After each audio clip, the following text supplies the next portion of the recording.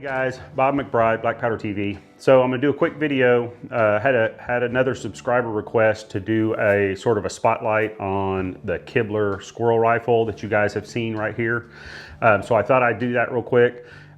First of all, Kibler's Longrifles is the kit that gun was made from. They start at about 1,050, very easy to put together, something like 20 hours if you really want to get into it. You need a little bit of a few chisels and clean out a few little areas, some sandpaper, sand it, stain your rifle, and you're out shooting. So they are a great value. Cheaper than an AR or anything like that. I mean, pretty expensive, no doubt about it, but for a good rifle, it's a pretty decent price. And it's actually a great price for what you get. So let's look at that thing real quick. I won't keep you guys too long. So this is it, 48-inch barrel. This is a 36 caliber. The kits come in 32, 36, 40, or 45. Swamp barrel, which means it's wider at the breech, narrows down here as it gets up here and then flares out toward the end. Takes a lot of this extra weight off right here, so really balances it out. The flare off at the end on a swamp barrel puts a little weight on the end, makes it a little more stable while you're aiming, but keeps the balance point right about the entry thimble. So super easy to handle a small light rifle like this. So let's take a quick peek. So starting back here at the buttstock, Jim Parker engraved and made that handmade buttstock for me. I mean, a handmade patch box cover for me. And just a quick thing about this gun is J.P. Beck was a gun builder back in the day, and several of his rifles were engraved on the barrel underneath with the INRI, the Christian symbolism. And that really kind of sparked some interest in me. So when I built this gun, I just incorporated that whole Christian symbolism in the rifle, kind of front to rear. And I'll kind of show you what I did there as we go along. So there's the biblical verse and the crosses on Calvary right there. So that's the beginning of that. Also, the number 7 is a biblical thing, the number of God and all of that. So I incorporated number 7. So there's 7 screws in the patch box and the buttstock. So 4 in the butt plate and 3 here, that's 7. The toe plate, which I made, has 7 screws in it, 7 pins in the barrel. And I think that's all for the 7s. Well, there's some 7s incorporated in the lock, but so moving up from the butt to the lock, a friend of mine, Jerry from the American Long Rifle Forum, engraved that for me. So you see the INRI there. Some of the 7s are, there's 7 trees on this vertical plane right here. A few other 7s, 7 leaves, that sort of thing. So I just kind of had that incorporated in there. So that's a really nice lock engraved with the 7s. So, and then moving along the barrel, the entry thimble, I handmade those out of sterling silver. This rifle does sport some sterling silver. The feather hole cover right here, and I'll tell you guys a little bit about that in a minute. Sterling silver, the pipe there, sterling silver, sort of ghost octagon with wedding bands on either side, and same with the second one and the third one as well. So handmade by me, sterling silver. And the kit does not come with a nose cap. It's a Southern rifle, and a lot of them did not, so Jim left that alone. I added this to mine. Also pinged the end of the barrel with the dots. That was a common thing you saw on rifles, particularly Southern rifles. They had some sort of design, whether it was rings or dots or stars or something on the end. So that was a real popular thing to do. And so I added that on there too. And also the ramrod I like to have a little grip right there to grab that. So that's decorated. 1, 2, 3, 4, 5, 6, 7. Yep, 7 rings on the end of the ramrod pipe. So kind of cool. So I'll take these shades off, and you can see I also handmade the front sight out of sterling silver, and I believe 7's on there as well, 7 dashes on the side of that. So that's handmade out of sterling silver as well. So kind of cool, traditional side plate, sort of Southern Tennessee, you know, Appalachian style, simple side plate, which I really like this design. Simple, and it says Southern gun versus a big full size side plate or something like that. So that's pretty much it on this rifle.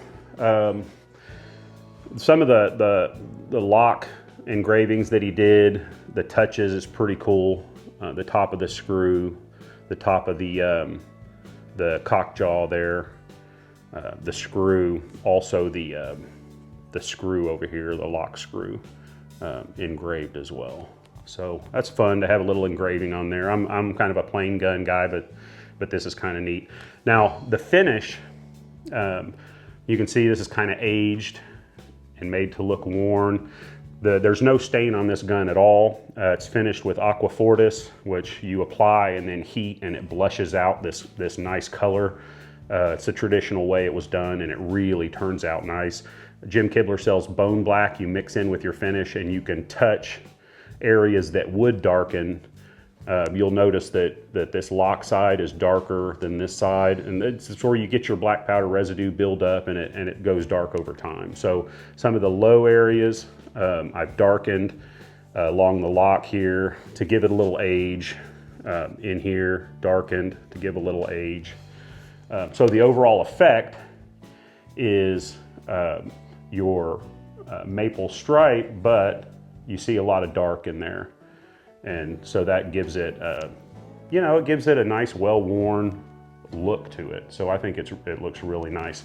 Now, one of the questions, the guy, I believe it was the same subscriber who asked about doing a spotlight on this gun, asked what this was poking out. He saw the last video I did with this, and he saw this feather poking out, and he didn't know what that was. So Southern guns, more than Southern guns, but mostly Southern guns, had holes drilled in the bottom of the stock for feathers.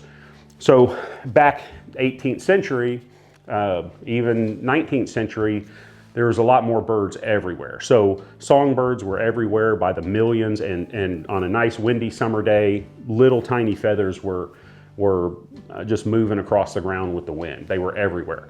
So what guys would do, Southern guys who kept their guns loaded all the time, because as opposed to a storekeeper or blacksmith or anybody whose day was spent at or near a house or a shop who might keep his long rifle against the inside of the door leaning, loaded, maybe not loaded, but typically loaded. The farmer, the Southern boy out busting rocks in the field, he kept his gun leaning up against the nearest tree, or leaning up against the wagon, or leaning up against something, always to hand. A, he was more than likely out on the frontier, and B, he was a subsistence hunter, so any shot that he got at game, he took. So that gun was right there with him. Rain, snow, wind, whatever, he had it with him. So having your gun outside in the weather, high humidity, low humidity, all this stuff, you needed to keep your gun loaded. And keeping it loaded meant that that charge was susceptible to humidity from the flash hole. So as old boy would be walking down the path or through the woods, he'd see a feather, he may have lost his, he'd reach down, grab it, you could tell it would fit the touch hole, and it went into the hole in his stock. So when this gun was loaded, that feather was stuck in that hole, and the gun was put to half cock, and the frizzen was closed on that feather. So first of all, you had a feather sticking out, so you knew it was loaded, but they were loaded all the time anyway. But mainly, the humidity was kept out of your charge. And so Southern guns were known for that. Southern people were known for doing that. It was something you can find on the ground anywhere. You didn't have to have an extra piece of brass rod hanging from your outfit or whatever, your bag. and stuck in there, which, you know, you don't want a pointy thing anyway. So it makes a whole lot of sense to use a feather. So that's what you'll see on a lot of guns. Now, they may not have this sterling surround or any kind of surround like that. A lot of them were 1 or 2 holes just drilled into the bottom of the stock. And you could do that by taking a piece of steel and just sharpening the end and twisting it like a drill bit, and it'll work its way in there. You didn't have to have an 1/8 inch drill bit back then to drill a hole. It was simple to do. So that's what they would do. Drill a couple holes, keep a couple feathers in there. You saw game, you may, you know, grab your rifle, prime your pan, pull the feather out and just throw it in the wind. Prime your pan and take a shot at the game, knowing that you either had another one on there, or on the way home from the field, you could stop and pick one up and put it in your stock until you reloaded. So they always kept one there, probably had one in the bottom of the stock and one in the touch hole as well, kind of, so they had the spare right there. You just think about it from a practical standpoint, being out there and doing that. That's what you'd likely have, one in the touch hole and one in the stock. They were easy to find, they were everywhere. This was not something you had to spend an hour to go search for. So I'll give you a slow pass on this. Kind of look at some of that curl. See that engraving again.